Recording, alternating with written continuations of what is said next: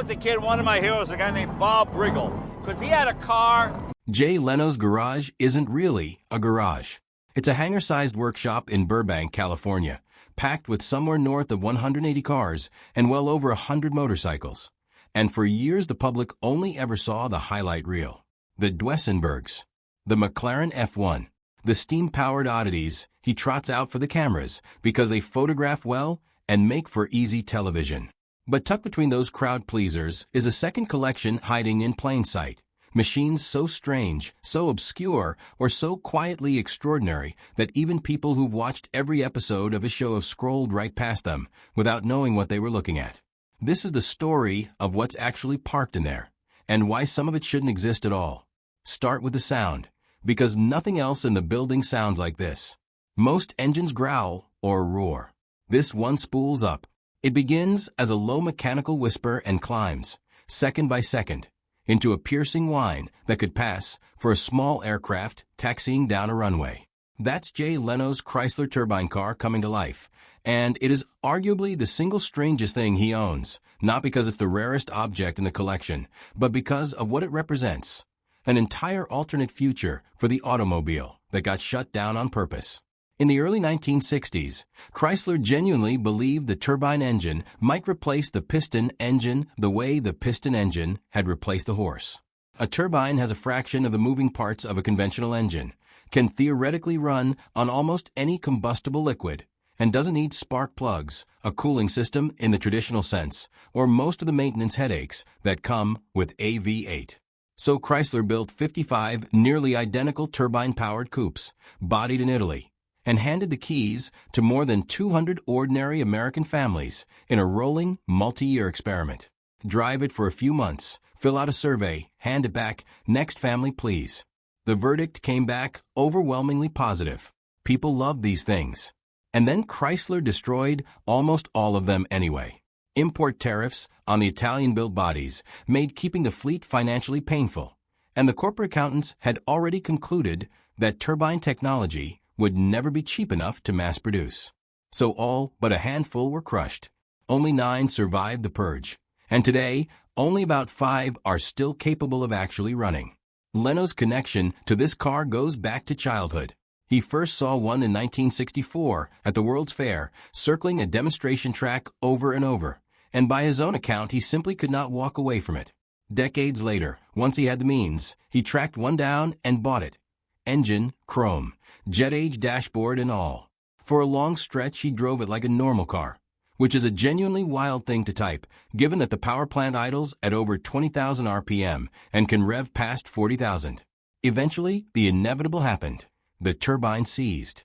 And that's when Leno discovered just how thin the safety net is for a 60-year-old jet engine, with almost no surviving part supply.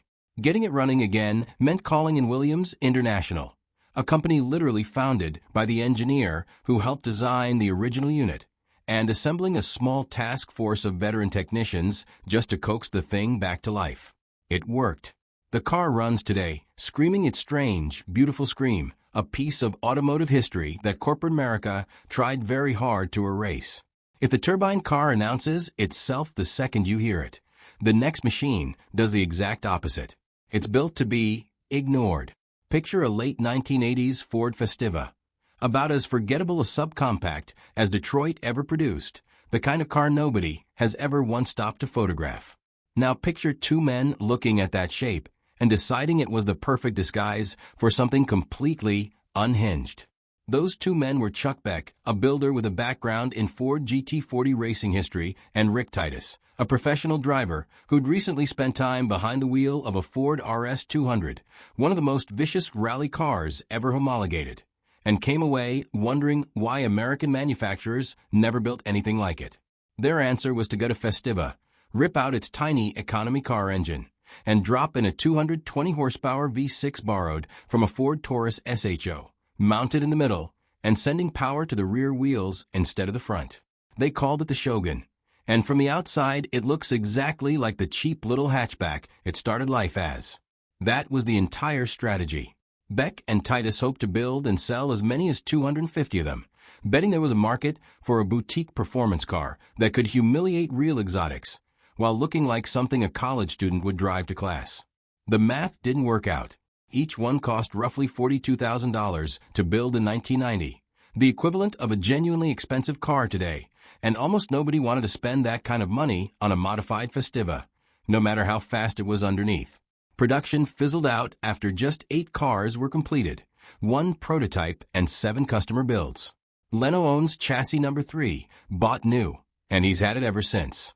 It weighs about a ton empty, hits 60 in the mid 4-second range, and can outrun period Porsches through the quarter mile, all while retaining its factory-spec air conditioning and a set of leather seats that feel completely out of place in a car built to embarrass supercars.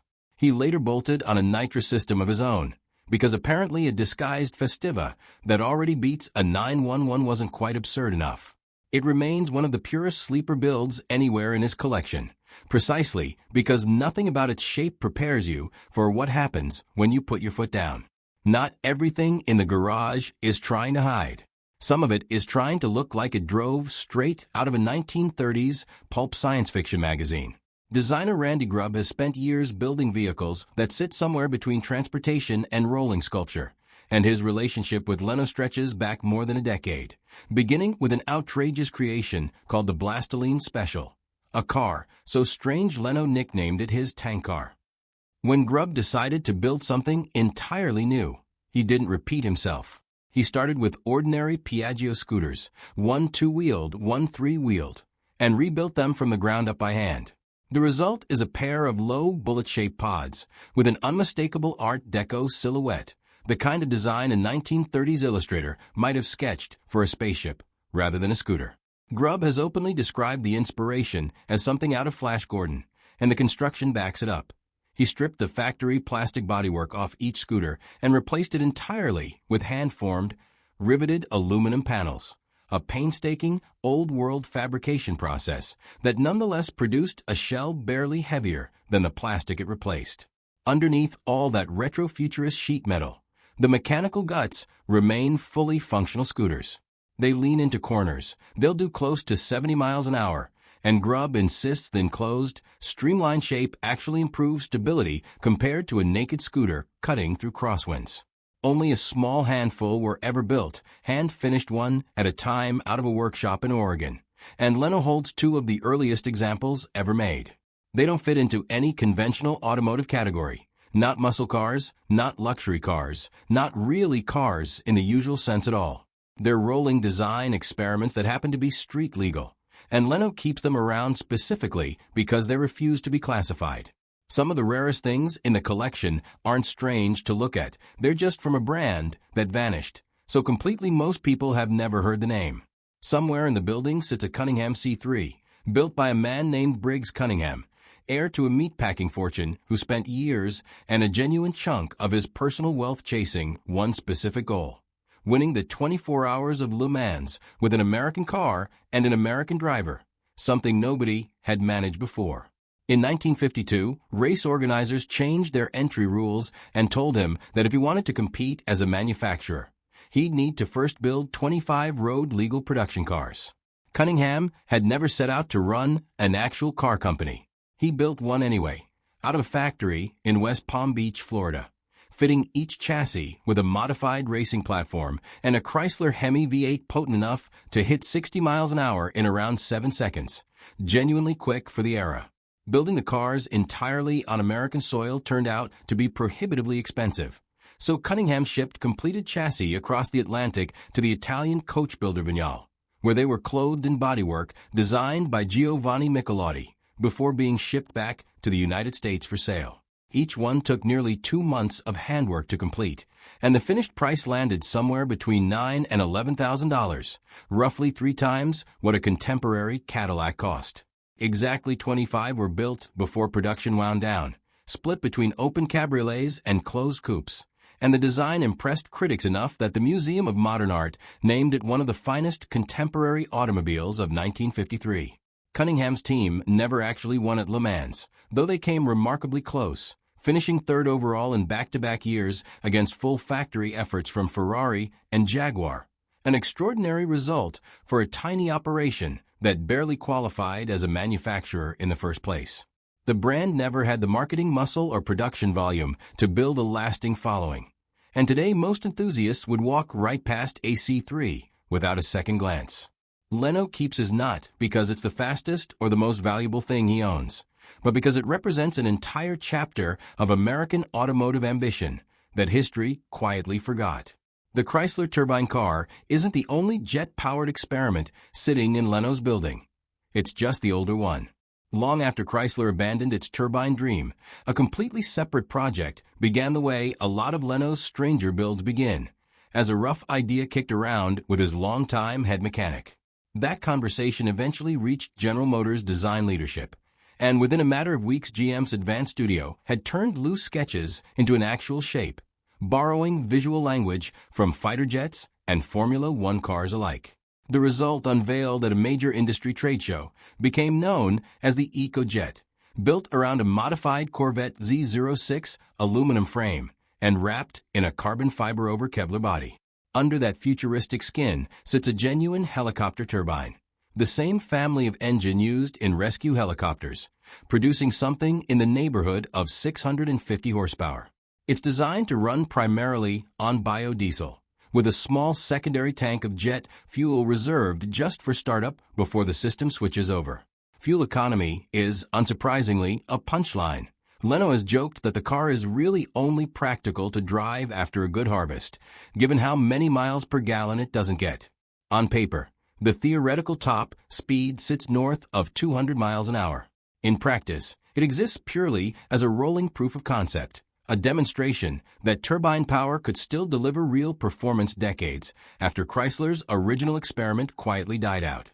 Set the two turbine cars side by side, and you're looking at a 40-year conversation between two completely different generations of engineers, both chasing the same seductive idea, both ultimately left behind by an industry that decided piston engines were good enough. Most people who watch Leno's videos remember the Lamborghinis and the McLarens. Almost nobody clocks that his garage quietly holds two separate attempts at strapping a jet engine to a road car built 4 decades apart. Turbines aren't the only extinct technology hiding in that building. Entire car companies went extinct too, and several of them are still parked only a few feet apart. There's a Wills St. Clair, built by a man named C. Harold Wills, who wasn't some outsider dabbling in the auto industry. He was one of Henry Ford's earliest and most important employees, credited with developing the specialized steel alloy used in the Model T's chassis. Wills left Ford a wealthy man and used that fortune to build cars under his own name in Michigan, powered by an overhead cam V8 engineered to cool itself without a conventional water pump. The company built somewhere in the range of 12 to 14,000 cars before folding, and only a few dozen are believed to survive anywhere today. Leno's example spent decades abandoned inside a shipping container in the desert before someone rescued and restored it. There's also an NSU Spider, the first rotary engine car ever sold to the public, built by a small German manufacturer years before Mazda made the Wankel engine famous. Barely more than 2,000 were ever built, each producing a modest amount of power from an engine tucked below the trunk. NSU eventually staked the company's future on a larger rotary sedan. The same engine seal problems that had quietly plagued the Spider caught up with a bigger car in a much bigger way, and the brand was ultimately folded into what became Audi. And there's a Jensen CV8, a British Grand Tourer that paired a big, lazy American V8 with a fiberglass body over a steel frame and adjustable shocks that sounded like science fiction for the era. Only a few hundred were ever built, and the model has spent decades living in the shadow of its more famous successor. None of these three brands survive today in any meaningful form. Each one represents a company that tried something genuinely different and lost the business fight anyway. And each one is a reminder that Leno's collection isn't really about horsepower or top speed. It's about preserving the ideas that didn't win. Save the strangest for last, because the final car on this list doesn't look strange at all until you understand what's actually been done to it.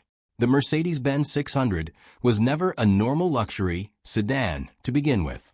Every window, the sunroof, the seats, even the trunk lid, operate on a complex hydraulic system instead of ordinary electric motors. And it was engineered in the 1960s and 70s with almost no regard for cost.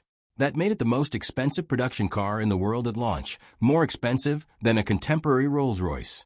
And it became the default choice for heads of state, industrial magnates, and more than a few authoritarian rulers, alongside a long list of famous private owners.